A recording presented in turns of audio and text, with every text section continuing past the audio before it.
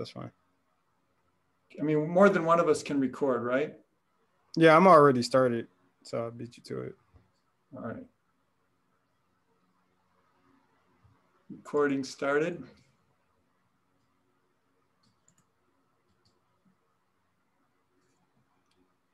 Mm-hmm. 6:01. All right, it's on Facebook now. Okay. Not quite yet. Okay, you're working on it. All right, we are live on Facebook. Building Unity. Coolio.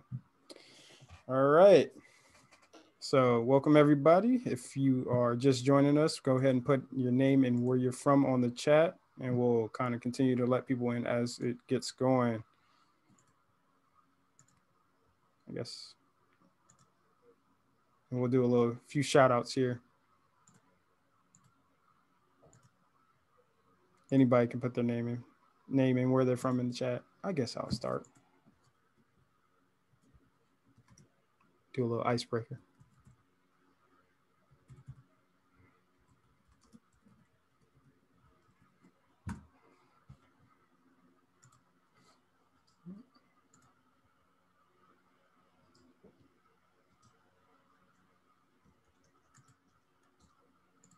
There we go.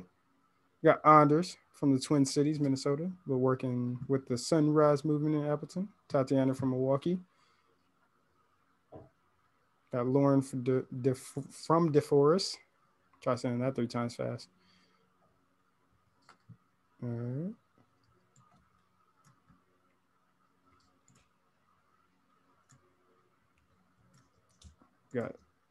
We got Tim from Building Unity. I'm just gonna say that. If you're just joining us, put your name and where you're from in the chat. We want to know where you're coming from. Name and where you're from in the chat.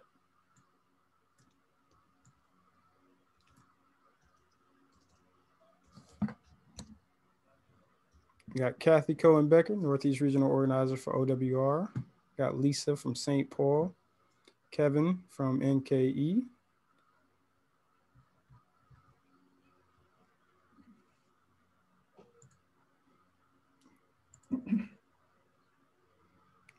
Joella Strebo, Northwest Regional Organizer for OWR, based in La Crosse. Welcome, Joella.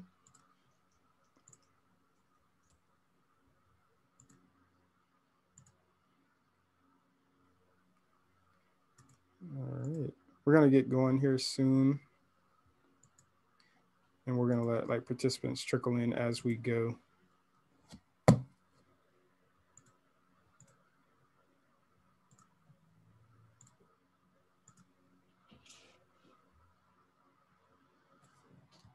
Okay, give me 1 second.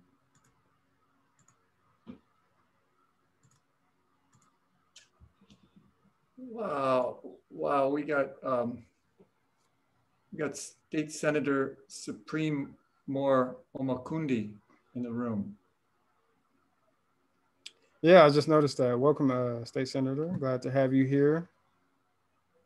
Hopefully, we can get your perspective in this discussion. Welcome. Thanks for joining.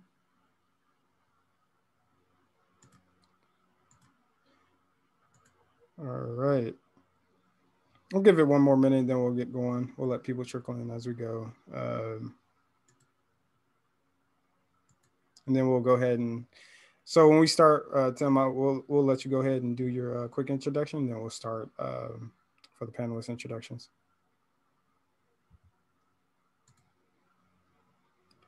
All right.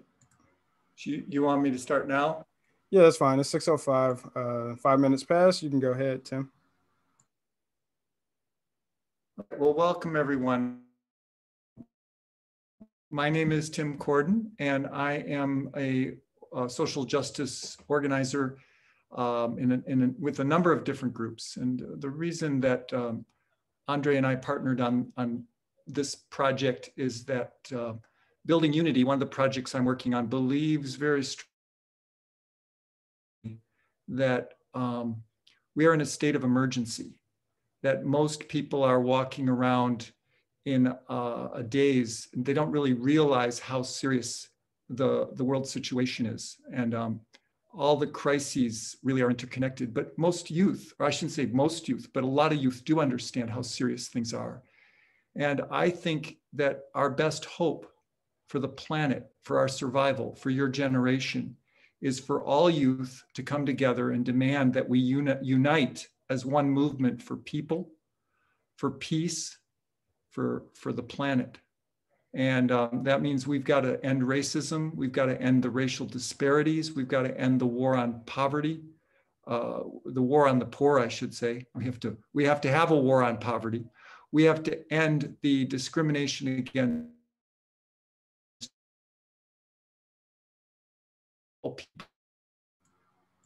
people of color, marginalized groups. We have to stop our money to limit Christ of humans. So the Building Unity Project would really like to get all the groups working together. It seems like my internet's a little unstable, so I'm going to take off my camera. So I've pasted in the chat ways you can get in touch with Building Unity. The thing we're working on right now, there's a number of things, but the main thing we're working on right now is keeping the heat on for a just budget, and also organizing caravans with OWR to the treaty people gathering in northern Minnesota on June 5th through 8th. Another thing I just want to plug is the People Power Summit put on by of Manitowoc. And so that's going to be June 11th and 12th. That weekend is the People's Power Summit. Anyway, I think we need an uprising, and I'm really so thankful to all the young people here who are coming together to share their wisdom. Thanks for listening. Thanks, Tim. Appreciate it. So let's get right into it. So I'll also put, I'll. What was that? You're breaking up, Tim. All right, let's just move ahead. Thank you everybody for joining this Youth Town Hall. I think it's a very important discussion that's about to go on. So those who could not join, we will be having this on our Facebook page and our YouTube page. So this will be available to watch later, but so I'll just get right into it. Well, every generation faces their crisis. The two newest generations, millennials and Gen Z, face crises that are unique to our time. We are facing wealth inequality not seen since the Great Depression. We are seeing environmental devastation that is threatening life as we know it. And we are facing a social crisis that is ripping our country in half. Even though the future from this perspective looks grim, I continue to have hope, not because I know what the future holds, but because I know what the present has. We have young, energetic activists who are willing to give it their all to save our planet and our country. It's the youth that will have to deal with these crises of today to ensure a world for tomorrow. And I'm proud to have some of them on today. Without further ado, I would like to introduce our panelists for tonight's Youth Town Hall. So our first panelist is a really talented young man. He's in college. His name is Anders Hanhan. He's a first-year student at Lawrence University in Appleton, Wisconsin, and is the hub coordinator of the Sunrise Movement's Fox Valley Hub. We have Tatiana Washington, is the executive director of 50 Miles More and policy associate with March for Our Lives. We have William Walter, is a lifelong Wisconsinite, born and raised in Germantown, Wisconsin. As of 2020 national delegate representing Senator Bernie Sanders. He was honored to be able to participate in his home city, even though the convention was unfortunately, but understandably, entirely virtual. He also works with OWR Milwaukee, MPP, Movement for People's Party in Milwaukee, and is the youth outreach organizer for Grassroots Germantown. On top of all that, he is the co-host of the OWR podcast with yours truly. So we do have a podcast. We'll talk about that a little bit more towards the end. We have Stephanie Janeth Salgato. I'm going to say your last name wrong. You can correct me. Altamirano. And Stephanie was born and raised in Honduras. I'm not even going to try to pronounce that first word. I'm sorry. You're going to have to help me with those. She is a junior at UW-Madison, majoring in political science and environmental studies. She's involved in Youth Climate Action Team, the Wisconsin Student Climate Action Coalition, and a member of the governor's task force on climate change. And we also have Kevin Solomon from RISE, born and raised in St. Petersburg, Florida. Kevin Solomon moved to Milwaukee last year. He is the Wisconsin Deputy Director of Organizing with RISE, a nonprofit, nonprofit fighting for free college, and a coordinating committee member of the Wisconsin Poor People's Campaign. For fun, Kevin loves to swim, dance, play the drums, and ball out with the Little League baseball team. He helps coach. So we have a really cool panel. I'm really excited to talk with them. So we're really going to get into some topics that really are very important to the youth of this country. We're going to get into some topics about social justice, environmental justice, and economic justice. So the first question we're going to talk about pertains to student debt. So currently right now we have about 44 million Americans have student debt. And obviously all that have student debt aren't student or youth, but it's going to obviously have ramifications going forward. Kevin, I guess I'll start with you on this one since you're working on student debt. How does student debt make the economy stagnant, and how has it affected you? And others can chime in on this of how student debt has affected them or people in their near family.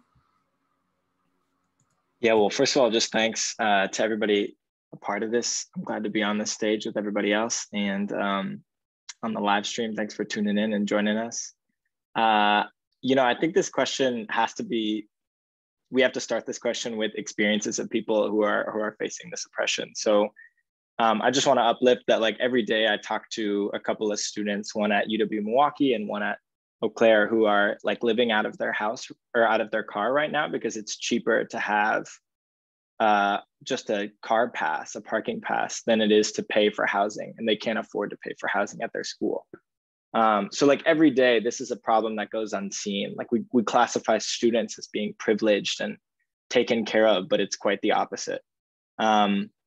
I'm not going to speak to my personal experiences because I got a scholarship and had a lot of luck and privilege going into that system, but hopefully some other people here can. What I can say is that student debt doesn't help a lot of people, right? It doesn't help the borrowers, the people who have in this state around $33,000 of average student debt. It doesn't help communities, car dealerships who want to sell cars to people who newly graduate, landlords who want to make sure people can come live once they graduate. Like, it doesn't help a lot of people, but why do we have so much debt? I think we have to have a power analysis and ground our entire conversation here in power. Like, who benefits from this system? And the answer is it's banks who get to lend a lot of money out. The answer is it's universities who get to charge extra costs and expand their universities and their scope. And the answer is it's government. Government spending on college tuition has gone substantially down, and yet tuition prices have gone up. One point I wrote down before this is just so striking to me, that tuition costs in Wisconsin alone, which is pretty cheap relatively compared to other states, has gone up 140% from 2002 and 2003 to 2012, 2013. So in a 10-year scope, we've had a 140% increase in tuition. Some folks on the call might be like, what? I only paid $50 in tuition per semester 40 years ago. Yeah, now we're paying $10,000 to $15,000 because government investment has gone precipitously down. Whereas government used to help provide around 40% of the cost of attending, now they provide around 14%. So our states are disinvesting and colleges are putting that burden onto students. And that doesn't benefit us. It benefits banks, universities, and institutions. So, the question of like, how does it make our economy stagnant is it doesn't make it stagnant for everybody. It's a select, part of this community. And I think to have that analysis is really important. Yeah, I can definitely attest to that. I have $38,000 in student loans myself, and I can tell you right now, I'm not looking to buy no house no time soon. I guess, Stephanie, I would like your perspective on this since you're currently in college. How do you think this might affect you? Obviously, do you have any student debt, and how do you think this will affect you in the near future? Yes, thank you for passing along the talking stick. Oh, student debt. I, as an immigrant, came with my family around 5 years ago. So my parents came in with no credit, and we utilized all our savings for obviously building a life here. So we got a car, we wanted to pay rent, right? And till this day, they're still paying rent, and none of the cars that we have are owned. They're all leases. And so while we don't have no assets, it's so hard to get approved by a student loan. So as a student, even myself, each semester I need to get like $5,000, and I need my parents to co-sign. And that's a privilege in itself that my parents can co-sign. And when they co-sign, sometimes they get rejected, sometimes I don't. So I'm always prepared, I line up my jobs if in case I don't get to go this semester to college. That's truth and bare reality for me. And so by highlighting that issue, I also wanted to highlight how also in the what tends to be seen in the Hispanic Latinx community is undocumented students. Undocumented students, when applying for financial aid, is almost ineligible for them most of the time because they either qualify as international students or some of them do not have papers, so they cannot apply for FAFSA. And even some scholarships do not allow them to apply if they don't have a permanent resident, which is what I have, or a US citizenship. So this is like a selective, like Kevin just said, a selective system that only few people can really reach to higher ed. And then like we have people asking like, where are the students of color? You kicked them out. You did not let them in the first place. Yeah, I think you made some really good points there, and I think we can definitely tie, educational justice to social justice, and that's something that we can start to work on more. Tatiana, like one of the things that I think I found out very recently is that even people of color who have college educations make significantly less when they go to college, and it has a lot to do with student debt, because obviously people of color have more student debt, and obviously they don't have in general, the generational background of college background. What is your perspective from a social justice standpoint on student debt and how it hurts populations and minority populations? Yeah, so most of the work that I do is gun violence prevention work, and really the work that I've done is looking at the root causes and addressing those root causes, and looking at what does it actually mean to end gun violence, and what is truly violence, and what does that look like, especially in such a capitalist country that's built on white supremacy and colonialism, and when Black folks were enslaved. So what does that really mean?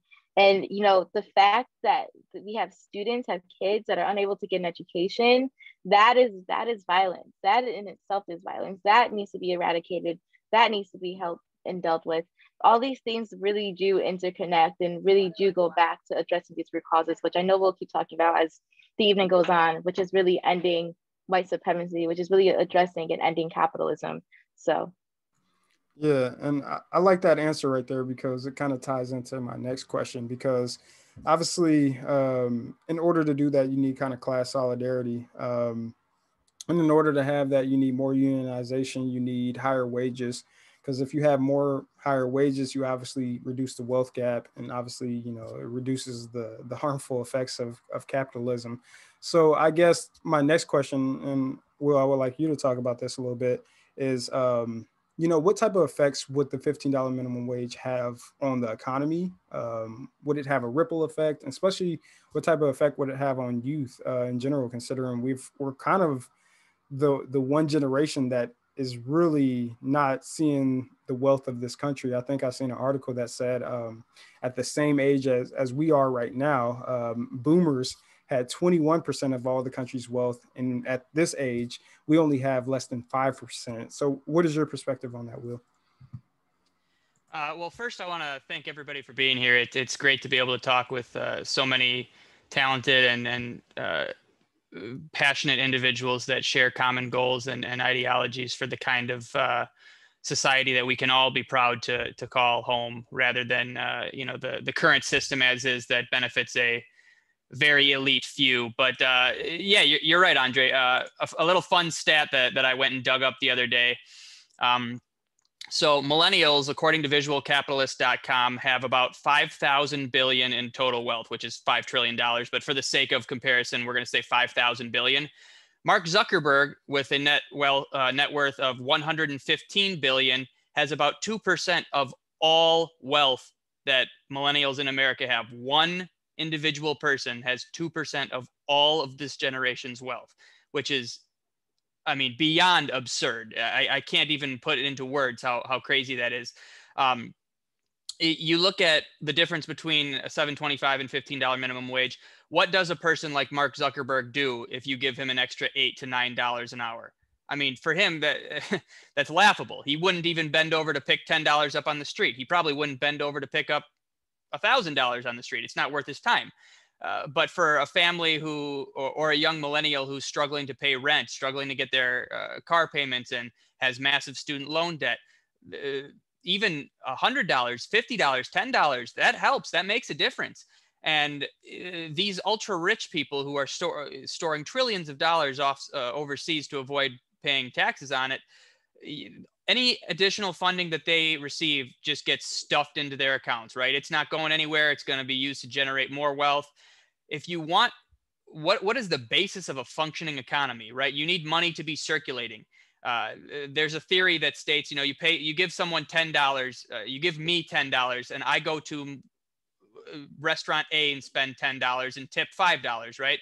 Now that waitress who received a $5 tip goes to get her hair cut and she's spending that $5, right? So $5, $10, $15, as you're purchasing it and spreading it amongst other individuals, the value that it brings into the economy it's exponentially increasing. I want to also touch for a moment on something that Kevin mentioned with who's really benefiting from student loan debt. And he was exactly right that the banks and the government are. But one point that I don't think gets touched on enough is the business magnates who benefit from this. The captains of industry, the titans of American growth.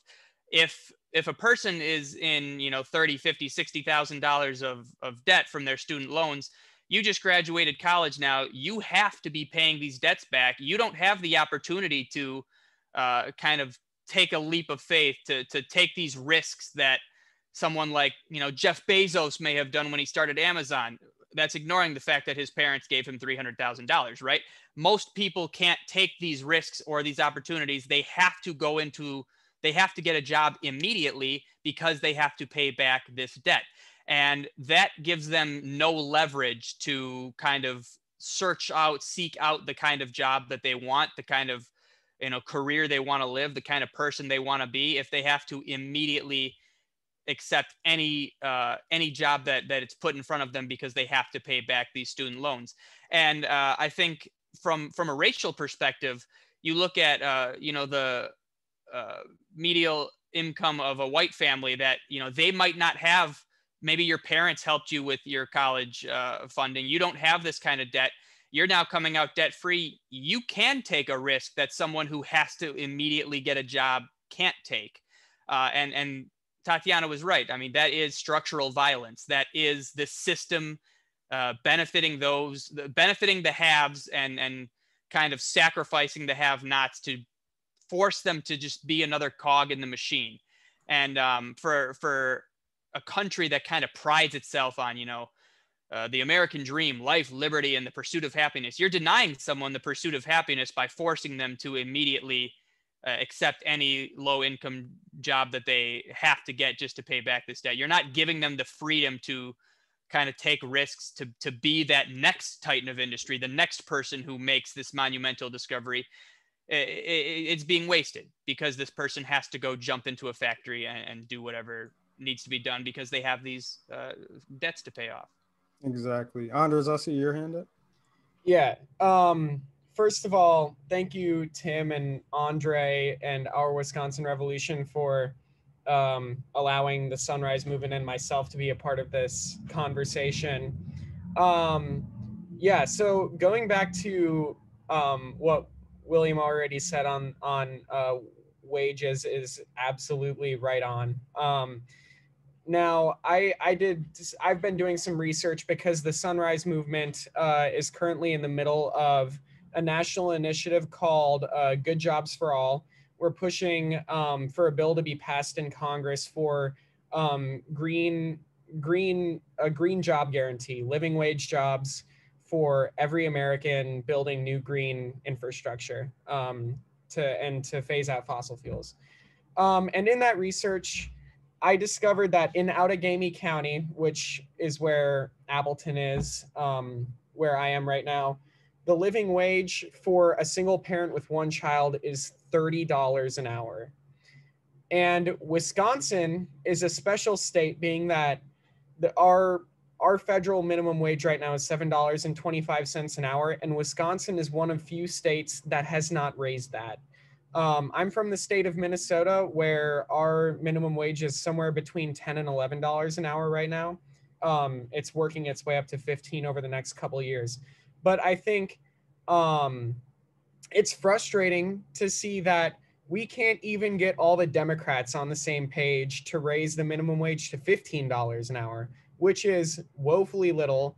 And right now we're begging for crumbs and we can't even get that, which is extremely frustrating. And I think that this minimum wage issue needs to be handled with more urgency, especially in a global pandemic where people are making decisions about whether to buy groceries or pay their energy bill. And just to touch on the unionization bit there, I'm new to Northeastern Wisconsin, but something I do know and I have already been made greatly aware of is the importance of unions in Wisconsin, but especially this area. Wisconsin was one of the first states to be a part of like a mass organized labor movement. And I think that it's really important when we're coming up with these issues, coming up with solutions to these issues like wage disparities and climate change that we'll be talking about tonight, that we put an emphasis on organizing labor in a way that is inclusive to everybody. Because right now, the reason that organized labor is struggling in many senses is conservatives have done an excellent job of isolating the working class of color from the white working class. And right now, those two groups are fighting each other. What we need to do is we need to bring unions into these solutions, and we need to make sure that we create an inclusive environment where all those people can work together instead of fighting against each other. Well said, Anders. It's very true. The divide and conquer tactics are working very well in Wisconsin, and that's why we've seen this successful implementation of something like Act 10. So yeah, definitely agree there. I don't see any questions into the chat, so I'll go on to the next question. Wait 1 second. Oh, okay. Yeah, I don't see any questions in the chat, so I'll go on to the next question. So experts have predicted that we have less than 12 years to actually address climate change before we have irreparable damage. So Anders, I want to kind of start with you with this question since you're with Sunrise. What will be the possible impacts of climate change on the youth of today and the youth of the future? And what do you think from a Sunrise perspective should be done about it right now? I love that question. Thank you. So it's important, I think, that we see a lot of people here, and I know a lot of people in this room are older than us panelists are. When we talk about climate, like the environmentalist movement historically has been white people of privilege. Often it's older people. When it comes to organized groups fighting climate, but that's just not true. That's not applicable. That's not how we solve these issues. When we've addressed environmentalism in the past, we've ignored the indigenous communities that have been protecting this land for thousands of years before any European settlers came to this land. Indigenous people have been protecting this land for thousands of years. And youth are the ones that are going to grow into this crisis. And you're right. I believe it was 2 years ago now where they said we have 12 years to address the climate crisis. And it's important to listen to youth voices here, because we're going to be the ones who, if we don't get together over the next 10 years and solve this problem, we're going to be the ones that live through devastating wildfires, that have cities go underwater permanently. We're going to be the ones living with that devastation. And before I go into solutions, the question that drives me crazy is, how are you going to pay for it, right? How are we going to pay for these upfront solutions? Well, my question in response is always, how are you going to pay for Miami going underwater in 20 years if we don't address the problem? How are we going to pay for the fact that wildfires will ravage the entire country? That's money we probably won't have in the future. So we have to address this issue up front. And that's why the Sunrise movement advocates for a Green New Deal. And what the Green New Deal is essentially a broad program that addresses the climate crisis through social and economic justice solutions. So creating good paying jobs for every American, building a new green infrastructure. That means giving every American the right to housing, the right to healthcare, which you think we would have during a pandemic, but we don't. People have COVID-19 and can't go to the hospital to get treatment because they don't have health insurance. Creating new green transportation and agriculture sectors. Fossil fuels obviously contribute greatly to climate change, but transportation and agriculture are both greatly unsustainable in America right now. And both of those need to be addressed, whether it's high-speed rail like you have in Europe, or subsidizing or helping small family farmers rather than subsidizing mass agriculture, which is destroying our environment. So, I mean, it's a broad issue. And, you know, again, in the past, this environmentalism has been a white men's club, and that's just absolutely not okay. And the last thing I want to touch on before I hand it back is that climate change disproportionately affects communities of color and indigenous communities. Right now, digging is about to start at Line 3 in northern Minnesota. They're about to start digging an oil pipeline through indigenous land that is protected by treaties. Communities of color are more likely to be built in areas around highways with air pollution from cars or near factories with particulate matter in the air, which is terrible for people's health. So it's a big issue. But in short, the youth need to be the ones to address it. And especially those youth most greatly affected, youth of color and indigenous youth.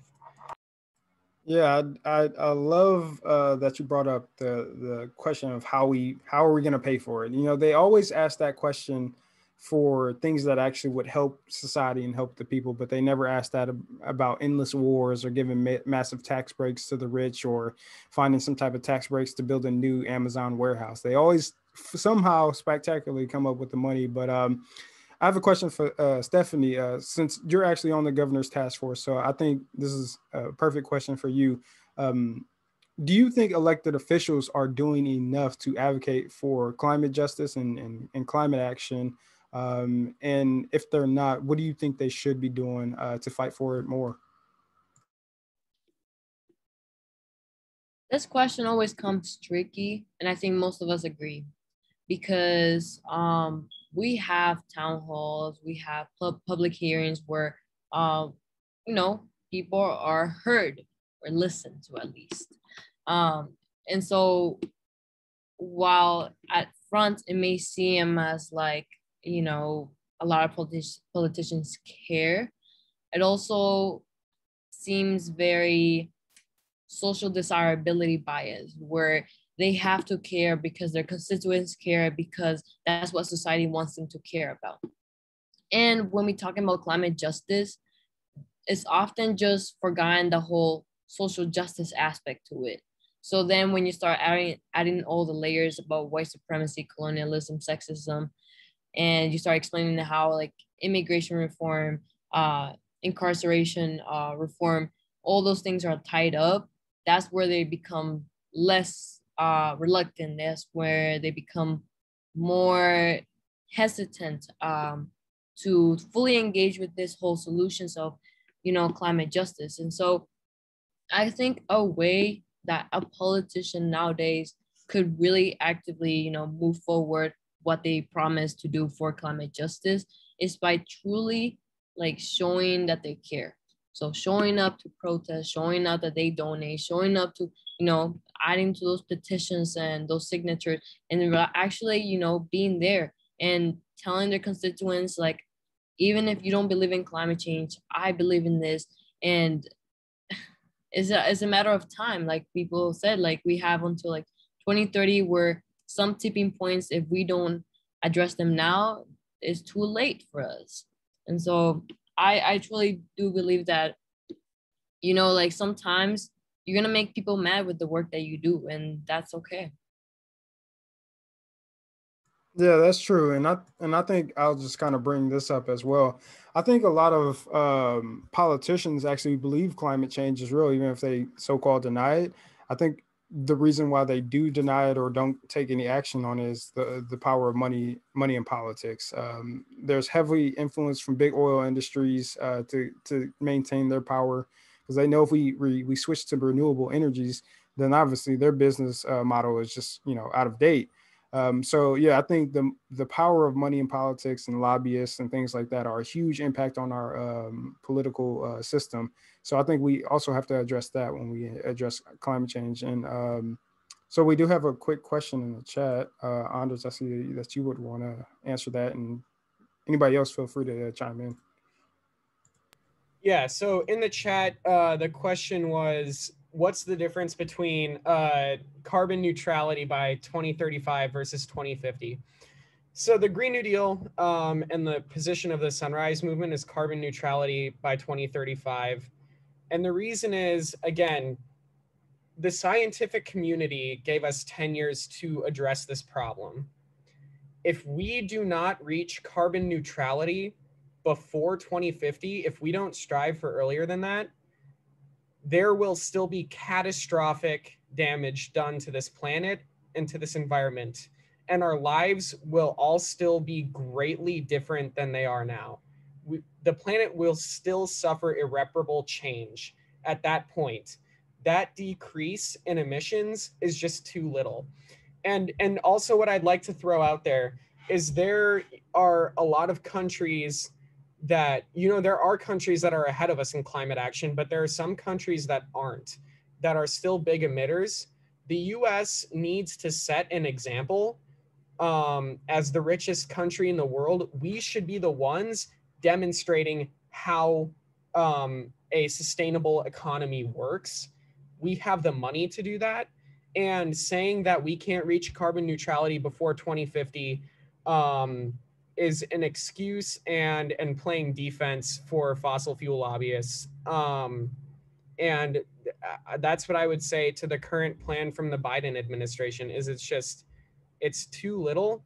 Sure, we're headed in the right direction, where before under the Trump administration, we were headed towards absolute disaster.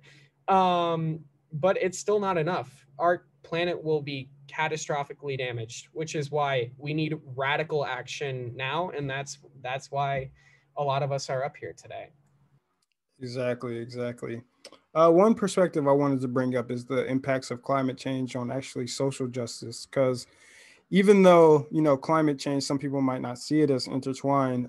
For example, if we have shortages in water, people are going to, have straight up, divide and conquer tactics over water resources, etc. And we know based on how historical context goes, minority populations are kind of probably get the worst of it. There's not really a question here, but I guess I want to get some perspectives on the social impact of climate change. Anybody can chime in. Yeah, well, I will take it first. I've had really the privilege to work with this amazing group of young Black folks with this org called Generation Green, and I've been a policy fellow this year, and it's been such an honor. I've been learning so much about climate and environmental life. I'm a policy nerd, so I love it. And they like to use the term environmental liberation, and I've really have taken a like to that, and I've started to use that in my spaces, and I've started to talk about that with folks. And especially, you know, when we talk about what does Black liberation mean, we have to talk about the climate. We have to talk about the environment, especially when we think in a global perspective. And I have to bring up the fact that the United States and most Western countries are major pollutants, right? And this affects the global South. And so something that I really believe has to happen is a global form of reparations to these countries. You know, and another thing is Black folks aren't safe outside, whether it's from the police, whether it's from, you know, environmental factors, whether it's, you know, pollution. There's so many reasons why Black folks aren't safe. We've seen over the summer, literally National Park Police tear gassing protesters during the uprisings. So we there's just so much work that we have to do. And I think also we can't go without talking about, you know, this conversation without talking about decolonizing and giving land back. That has to happen. There's no way that can't happen. And we're talking about environmental liberation, that these things have to happen. And there's been so many studies that have shown that, you know, one, the green spaces are needed. It has to happen. And in areas, and especially in a lot of areas in Milwaukee, that doesn't really exist. We see in cities where the climate goes up, you know, the rates of violence goes up. And the lack of green spaces that there are in a community, there's more violence. So having safe spaces where Black and brown youth can play on the playground, can go shoot basketball without fear of being shot. There's so many things and how these issues intersect, and we really have to have holistic conversations and talk about these things. And I really do think it's hard for me to not talk about it in a global perspective when we're talking about these issues. Yeah, that was a really good perspective. Glad you got a chance to answer that. Now I want to transition to more of a social issue. So obviously, since the death of George Floyd, there has been a huge uprising, and a lot of people got activated after that. I mean, there's been protests for nearly all year, which is amazing to see, and especially on the youth side. Youth has been kind of leading the charge in dealing with the gun violence and also police violence. But one of the touchy subjects that was talked about a lot in the 2020 elections was the defund the police terms.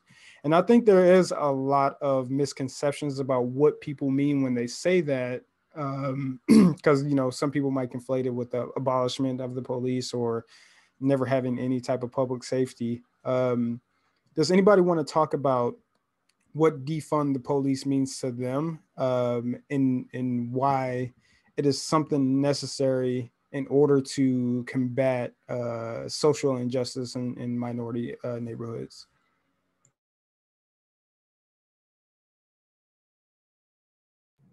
I can start, I guess, and I'm sure a lot of you guys have something to say on this, but so I can't honestly say that I have ever been afraid of police violence.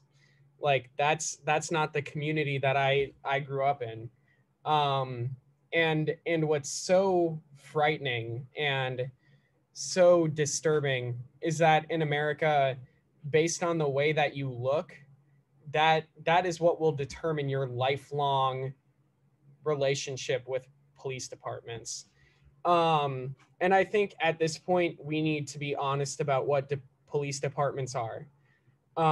Police departments are racist institutions that were started in America to capture escaped slaves and return them to their owners. That is why American police departments started.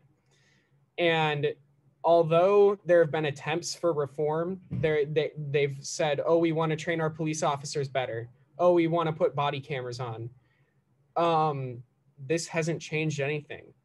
Black and brown people all over the country are killed walking down the street every day.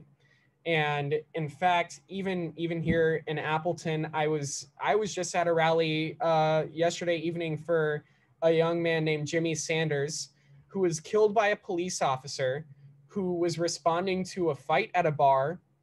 The police officer opened the door, saw the first Black man in the room, and shot him. And unfortunately, his family has been meeting with organizers a couple times a year to keep the cause alive, but the Outagamie County prosecutor and the Appleton Police Department said that police officer followed protocol exactly and did his job. The fact that we can't resolve this vicious cycle, number one, the fact that Democrats say that they are the party to protect the rights of people of color, but can't make any sort of meaningful police reform is absolutely disappointing and truly disgusting. But I think that the fact that especially with all this noise that's finally being built up around this cause that's been an issue for so long, like, we know what needs to be done. This form of public safety is only public safety for wealthy white people. And that's just true. So in short, defunding the police, I believe that means taking funds away from a police department, which are rotten to their core and can no longer be reformed. We've proven that over the last 10 years. And we need to start independent departments of public safety with strong civilian oversight that can address most issues in a nonviolent way. I see some hand raised. I guess go left to right. Stephanie, and then Will. Yeah, I agree with what Andrew just said, right? Like, this has been an issue that the Black community has endured, and it's been an issue that for the longest time it has been occurring, but people did not give it the credit, the media coverage that it deserved. And so we must stand in solidarity with the Black community every time one of these things happen. We have to continue opening like a discussion with our racist friends. Well, they shouldn't even be your friends. Racist people, racist family members, and tell them, and then donate, and then attend those rallies and listen up to Black activists who are actually speaking up on this, because they're taking time of their mental capacity, of their emotional capacity to teach you and educate you. And that in itself, you should be grateful. And so this issue, I didn't get to understand until I was a junior in high school, when I read Michelle Alexander's The New Jim Crow book, and explains the war on drugs. And if you haven't done further research on this, I totally encourage you to, because then it explains how much money is actually going to police stations for obsolete reasons. All again, like Anderson said, funding that institution that was first created to catch slaves who were running away from their oppressors. That's all it was built upon. And more so into like what Andrew said about brown bodies too, Hispanic, the Hispanic community and Latinx community has also suffered through this through ICE detentions. So ICE agents doing ICE raids and going into workplaces, going to homes with no warrants, taking advantage of the fact that families do not speak English, and then just being able to say, hey, where are your documentations? And if you don't got those, you don't know how to talk to the police, you are gonna get deported. You're gonna leave your family behind. And on top of that, the police is so sneaky and also how to get you. If you don't pay that parking ticket, and then they tell you to come back to the courts, when you come back into the court and they suspect that you had no documentation, they could be ICE agents right there ready to catch you. And you have no idea about all this. So by defunding the police, it means to reallocating that money into strong communities, whatever that may be, into strong public schools, into strong, like Tatiana said, green spaces, into strong communities where therapy and healing from trauma can actually occur without the oppression of the oppressors that for long has been into this pedestal. It's time to dismantle this whole oppression of our system. Yeah, exactly. And it's like, it's funny with the police because like there's no win, there's no losing for them. If crime goes down, they say we need to increase police budgets to maintain safety. And if crime goes up, they say we got to increase police budgets to make sure we ensure safety. So it's like they win no matter what. And Will, I see your hand. What's up? Yeah. So I guess the American police are an incredible example of the power of mass propaganda. And Americans like to joke when they see state television from North Korea, for example, like, oh, ha ha ha, how can you fall for that? Oh, Americans eat what we're told, hook, line, and sinker. The whole line of protect and serve, right?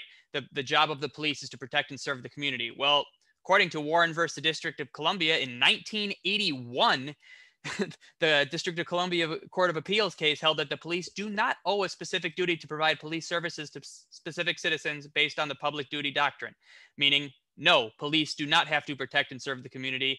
Their job is not to, if they witness something going on, they don't have to step in and save you. And that was reiterated actually after the Parkland shooting, when federal judge Beth Bloom dismissed the lawsuit against the school resource officer who ran from the shooting. And I have her exact quote here. The critical question the court analyzes is whether defendants had the constitutional duty to protect plaintiffs from the actions of crews. For such a duty to exist on the part of the defendants, plaintiffs would have had to be considered in custody. Meaning the federal judge was saying, if you were in police custody, then yes, the police have a duty to protect you. Well, we know that's also not the case. George Floyd was in police custody. Just now, William Jeanette, the video coming out from him in police custody in Tennessee. We see examples of minorities in particular in police custody being killed all the time with no repercussions. And, even when it's the, what would be the phrase for this? Even the privileged tend to get away with that. Let's not forget Jeffrey Epstein was in police custody when he was suicided, and nothing was done of that. So it seems that they want to have it both ways, that the cops are both eligible or both must protect you but not protect you. I'm not sure what their argument is in that regard. So I saw in the chat a point that was made that I think is incredibly accurate. You could say that the job of the American police is to protect and serve, but it's not to protect and serve the community. It's to protect and serve the interests of the wealthy and capital. We saw that with the Target headquarters in Minnesota. We see that with the police officers who are defending dumpsters full of old food being thrown out in Portland, Oregon, rather than letting people just eat it. Their job is to protect those who are wealthy capital holders, basically. Keep the status quo in effect as it is, to protect the ruling class and keep everything flowing in the way that they would like it to flow. So I am stunned that this kind of rhetoric still is being debated so vociferously between whoever mentioned that the white working class and black working class have been turned against each other. It's a prime example of that. I went to my local school board meeting the other day, and listening to some of these privileged middle-class white people, something that I heard brought up all the time was, well, I don't have white privilege. I struggled. I'm from Milwaukee. I grew up poor. They fundamentally don't understand the issue at hand. Nobody is saying your life wasn't hard. Nobody is saying that you didn't struggle. Nobody is saying that your parents didn't work hard to provide for you. What we're saying is that the color of your skin wasn't an additional hurdle on those hardships that you were already facing. And I think that right-wing media does a very good job of kind of taking these small social, I shouldn't say small, but taking social issues that shouldn't be considered a big deal and kind of blowing it into issues that then that do become the kind of dividing lines that people fight over. These upper middle class white people love to say like, oh, well, I'm not racist because I, have a minority friend or whatever, but they're purposely, whether it's through a bad faith argument or just ignorance, ignoring the question at hand, in that we're saying that the system is structurally flawed to benefit you. You are not necessarily at fault for that, but the system is built this way, and you need to be able to recognize the benefits that you have received from that. And a lot of problems that I've found, at least when speaking with these kind of people, is you have to turn the issue into a way that they understand it. So you would start the phrase with saying something like, well, do you think police are overworked? Do you think we ask too much of American police, right? They're supposed to be mental health experts. They're supposed to be this and that, and they have all these things on their plate. Would you not think it would be beneficial to divest some of the funding from them, make their job a lot more cut and dry, have, you know, and have other departments that are able to handle things that they are more specifically trained for, as in unarmed mental health professionals can handle situations where that would be called, rather than bringing in American cops who just escalate every situation that they possibly can. So there's a lot of, you know, it's to say it's a tough issue would be both accurate and inaccurate, because I really don't think it should be conceptually tough. I think it's that just the way that Americans are kind of programmed, that a lot of them just don't look at issues through the proper lens. They're unable to see anything from anybody else's shoes. They completely lack empathy, frankly. Yeah, with a lot of these issues, they're intentionally made complicated so that people don't understand how simple they are. But Kevin, I see your hand up. We'll love your perspective. Is anybody on here a weaver? Do y'all know how to weave? Anybody by chance? Just a question. I don't.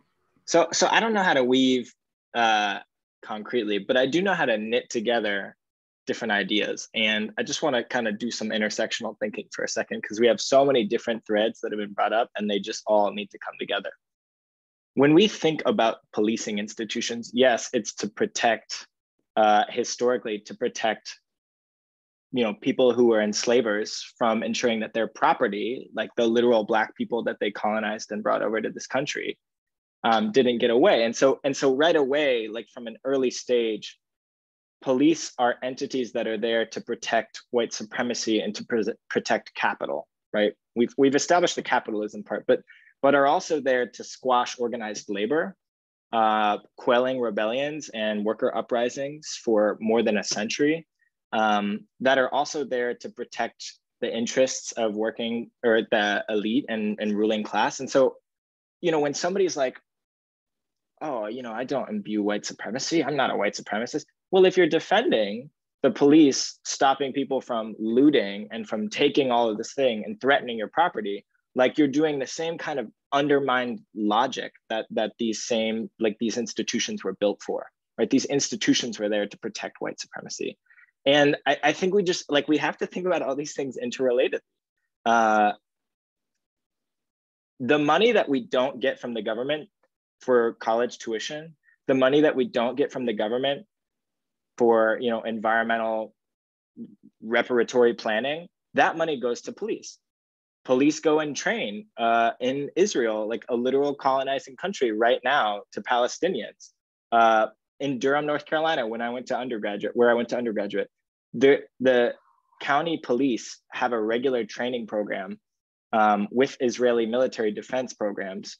And so, like, when you take each issue individually, it looks benign, right? It looks like it's a reform system that's just struggling. But when you weave together these issues and see that, like, from the outset, this institution was there to protect capital and white supremacy. From the outset, government spending is valuing these things over other things, over other people, over investing in poor and BIPOC folks. And then you start to see all the divide and conquer strategies, and you start to see all the ways that, like, colonization perpetuates. And like Tatiana said, we need to have a decolonial framework, like we need to have a reparations framework.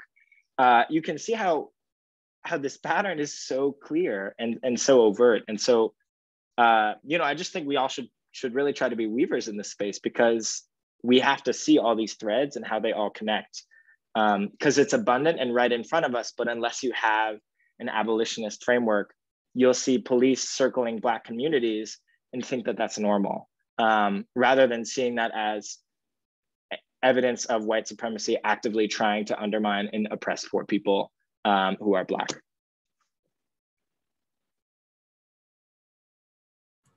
Well said. Well said. I think there was a lot of discussion around that I think was very important, and you're probably going to hear some perspectives that you never heard before, which is why we're having this town hall.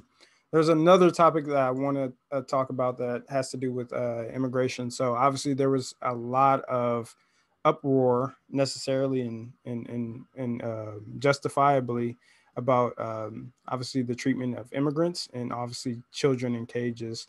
And obviously this issue is still persistent, not to the same level, but it's still an issue to this day. I guess my question is, what should we do to effectively address the issue of immigration in a way that we can fairly treat people who are looking for asylum, and obviously have fair treatment and conditions for children who are also looking for asylum? And I'll open that up to the panel.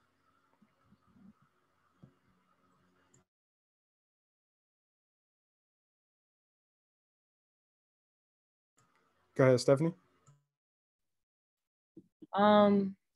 Well, while the media covers a lot of this issue into Hispanic / Latinx communities, I also want to acknowledge that within my answer, there is people that come all the way from Africa, people who come all the way from the Middle East, and they do the whole journey to into Mexico and things like that to get inside. There's cross-cultural just exchanges, and there's so much more depth to it. And so by stating that, we have to acknowledge that third world countries, or what is considered now a third world country, were just places where their safety nets, their communities were disrupted by colonialism, white supremacy, and sexism, because that's not what our community was known for. That's not what our community was even built upon, and that was introduced to us. So when you start looking into a third world country and you start seeing their political instability, could be their financial instability, you start then wondering, like, where did these trends come from? How these people learn from? And a lot of the time it was the oppressors. It was the oppressors who taught them, just like we have addressed it here in the United States, that you should hate on one another. You should fight for one another for basic needs for you to get ahead in life. And so one thing I do want to address in the Latinx community is that in Latin America, the Spaniards, the colonizers, came in and put a whole system. And so the lighter you were, the more access to opportunities you had, compared to the United States, where if you were Black, you were set already into one margin into being oppressed. And so in Latin America, well, there's a lot of mixes. There is brown people, there is white people that are Latinx, and there's Afro-Latinas, Afro-Latinx people. It's just a whole wide variety that not even the whole community can agree upon one issue. And so when you address immigration in itself, you have to address it to the root. You have to address it to the root and why these countries have been, not to curse, so disrupted. And then you start wondering, how did the caravan, for instance, that started in Honduras, my home country, was then initiated, and why so many people are trying to come into this country? I get that question all the time. If you hate it here so much, why you came here? Why wouldn't you want to go back? And you see, that's the level of, just like Tatiana said, uncolonizing your mindset has to be. Because my country has not had the same access to opportunities as people do it here, I need to go somewhere else where I actually will be heard, where I actually can promote change into then my country. And so I think it's always so interesting when people ask about immigration reform, because it does connect back to climate. A lot of these Latin American countries have such an economic system tied to tourism and to agriculture. And those two things are heavily dependent on the climate. So there, no wonder why a lot of farmers, from instance, from Guatemala are called climate refugees, because they no longer can serve the purpose their family for the longest time had been serving, which is farming, because it's unsuitable for farming. The soil was eroded, the water is contaminated, and these people have to find somewhere else where it's not probably home for them, but for them to survive upon. Yeah, exactly. And I think you made a good point there. Obviously, when we talk about intersectionality of these issues, you know, they say, oh, we don't want to address climate change. We don't want to address it because it's going to cost too much. Well, if we don't address climate change, there's going to be a true refugee crisis. More people are going to try to immigrate to different areas and possibly the United States. So it's actually going to be more immigrate or more people looking for refugee status. And there's going to be obviously an immigration crisis levels we've never seen before. So that's also another reason why we need to address climate change. Again, intersectionality of these issues. Anders, I see your hand up. Yeah, I wanted to just add really quickly, the reason that there is so much fear mongering about immigration to the white uneducated working class is not because the jobs of the white working class are at risk. 9 times out of 10, immigration does not affect wages. Open immigration does not affect the wages of the white working class. The threat is that immigrants are more motivated to get higher education. Immigrants are more motivated to be entrepreneurs and compete with those people who were born in this country into elitism. So I think a lot of this fear mongering is not to protect the white working class, but to protect the white elite class. And I think that's an important distinction to make. And this is circling back really quick, but my friend showed me this really cool website. I know we talked about the militarization briefly, the militarization of Israel, and there's this website. I'm going to put the link in the chat where you can go and enter the city that you're from, and it will tell you how much your city gives to Israel. For example, Appleton, Wisconsin, gives roughly $700,000 a year in aid to Israel. And if we spent that money on the city instead of weapons for Israel, we could pay 9 new teachers. We could have 479 new people receive food assistance. We could give 124 new Pell Grants. We could give 304 children health insurance and create 10 new clean jobs all at the same time, just by simply pulling funding away from Israeli militarism. But I know that was kind of off topic. I just wanted to circle back really quick because I thought that website is really interesting. Well, I mean, I think it's a very important thing to point out because I think one of the issues is that, you know, we're given kind of this blank check to Israel and they have universal health care. And meanwhile, here at home, they say, oh, we can't afford universal health care, so we can't do that. So it's always that funny talking point. But I mean, I think the prime issue is that we have a situation where the interests of the powerful come first. And it's going to be a persistent issue. And I'm going to keep saying this until we address campaign finance laws and the power of money in politics and lobbying. Obviously, there's the revolving door that's even worse. But I think, you know, we've hit on some really good topics here, and I think we've gotten a lot of good perspectives, and I think this is how we change the future. We get young minds who are ready to fight for justice and get change in this country. I think that's kind of all the questions we have today. So I think I would like to go into closing statements and give you all a quick minute or two to say your final words, plug any type of organization or work we're working on pretty soon, and then we'll head out for tonight. I guess I'll go left to right based on my screen. So Will, how about you? Thanks, Andre. So I guess I'll just toss out that Andre and I do co-host the Our Wisconsin Revolution Milwaukee podcast. We cover a lot of these issues a little bit more in depth than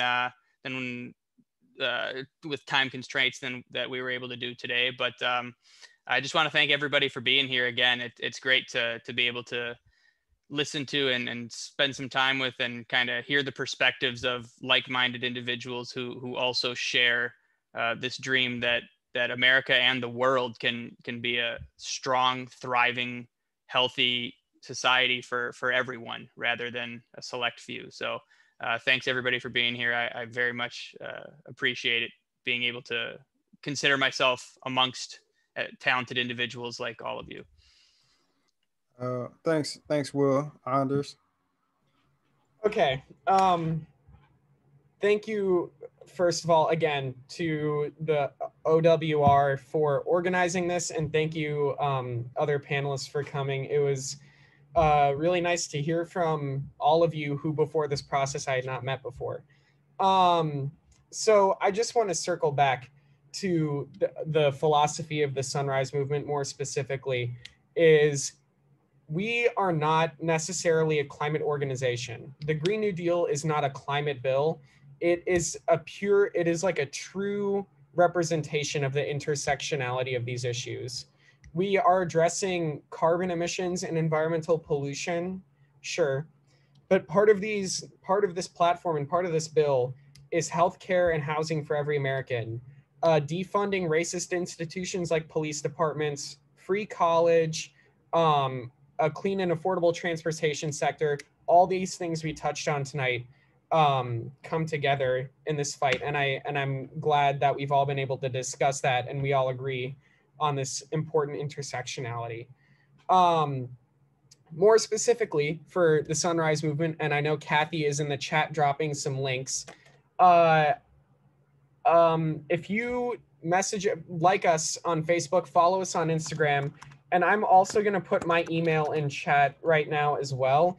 If any of you are interested in joining like a youth movement for broad social change, please feel free to reach out to me with questions. And if you're in the Appleton, Fox Valley area, I'd love to work with you. If you're not from Appleton, I can connect you with people all across Wisconsin to work on those things. Last thing before I pass it on, we have 2 events I'd like to promote. Next Saturday, so a week from today at 5 p.m. In downtown Appleton, we will be collaborating with Youth Climate Action Team on holding a protest to bring attention to the line 3 construction, which is starting up for the summer again on Indigenous land.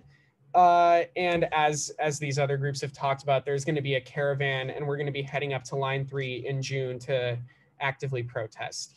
The last thing is September 19th in the Fox Valley and also potentially in the Milwaukee area, that's TBD, we will be having 2 large community Green New Deal festivals, community education events with music and speakers, and getting to meet people who are interested, education about the Green New Deal.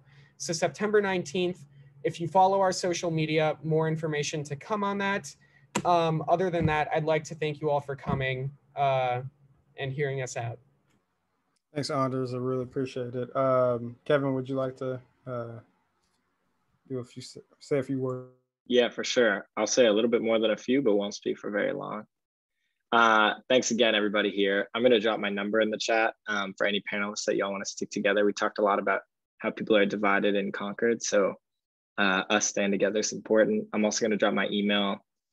I helped lead the Poor People's Campaign, a campaign started in 67, called for by Dr. Reverend Martin Luther King, who said that we need fusion politics. We need poor people of all different identities, faith backgrounds, races, creeds, religions, sexualities, you name it, to all be together. So not just young people, but like this involves old people too. This involves middle-aged people. This involves everybody and anybody who is poor, AKA not super wealthy. So I'm gonna drop a link. Looks like it might already been dropped. Thank you so much.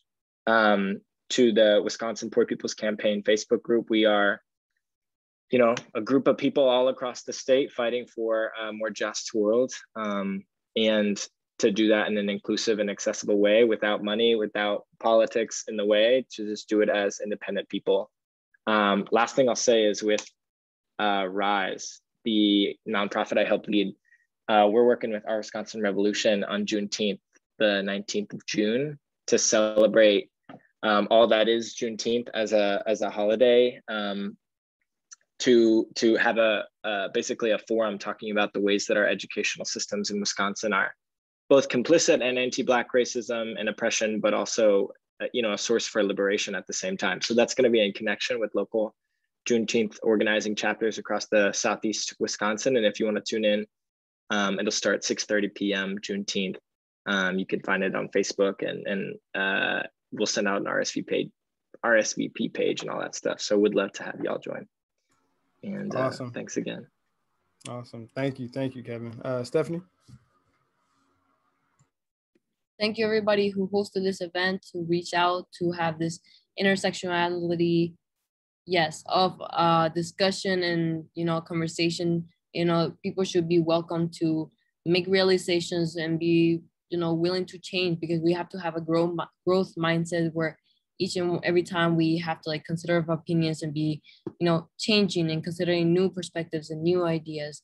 And so having said that, I also encourage you all to check out the Facebook groups of YCAT, the Youth Climate Action Team, just like Anders promoted it, the Wisconsin Student Climate Action Coalition, and here in Madison that just hosted a climate strike last Earth Week, which went great.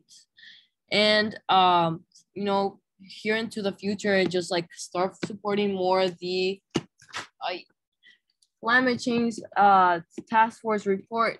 It's an ambitious, I would call it, to be honest, report with a lot of just legislation that needs to be passed by Senate. We have to convince the people who are doubting us that this is really worth it, and this is the path that is going to take us to surviving as a whole species, surviving as a whole community together. And with that being said, thank you all for coming. Thank you, Stephanie.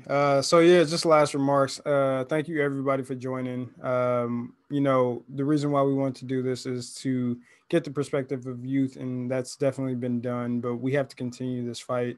There's a lot of work to do on the climate front, on the social front, and economic front, and the only way we actually accomplish those goals is together. So with these type of youth activists, I have so much faith in the future. I know it's really easy to fall into the trap of getting into despair because of all the stuff we see on the news, but I do have faith in the future and what we're fighting for. So like Will said, we got a podcast we're working on. That's a youth podcast. Excited about that. I'm working with Rise and Kevin on the Education Town Hall. Working really hard locally in Sheboygan on some stuff. I'll talk more about that later. So if you want to learn more about what I'm kind of working on in Sheboygan, please email me, Andre at rwisconsinrev.com or rwisconsinrev.com. Yes.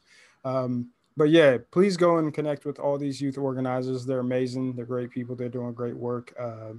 And this is how we shape the future. So thank you again, everybody, and hope you all have a great weekend.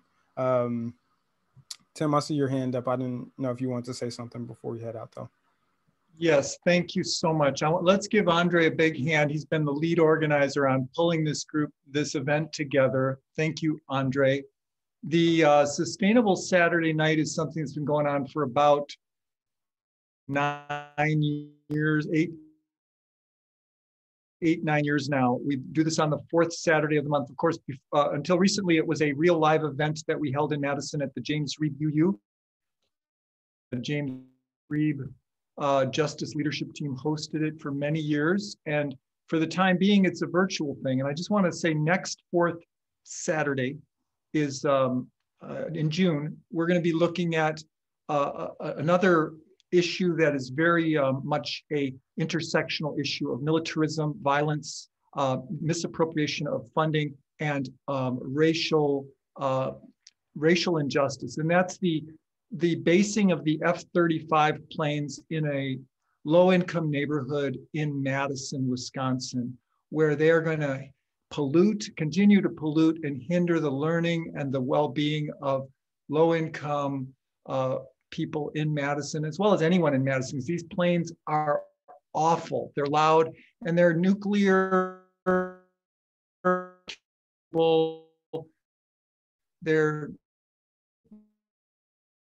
They cost over 100 million, 110, and they're only made for destroying the world. We've got to stop this. So on the 26th of June, I think the 26th is the fourth Saturday, we're going to look at that, how this movement is rising up to stop the basing of these planes in Wisconsin. They shouldn't be based anywhere, just like funding Israel and the death and destruction that's going on in Israel. We've got to stop these weapons of mass destruction everywhere and meet human needs and solve the climate crisis in a big hurry. So come and join us on the fourth Saturday, Sustainable Saturday Night. You can find all of this on Building Unity.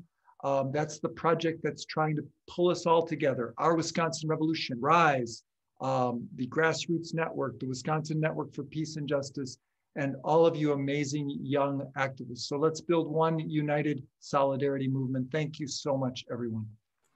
Thanks, Tim. Oh, and one last thing. If anyone wants to stick around, I can keep this Zoom meeting open for just casual conversation. We'll stop the Facebook Live and the recording, and we can just talk for anyone who wants.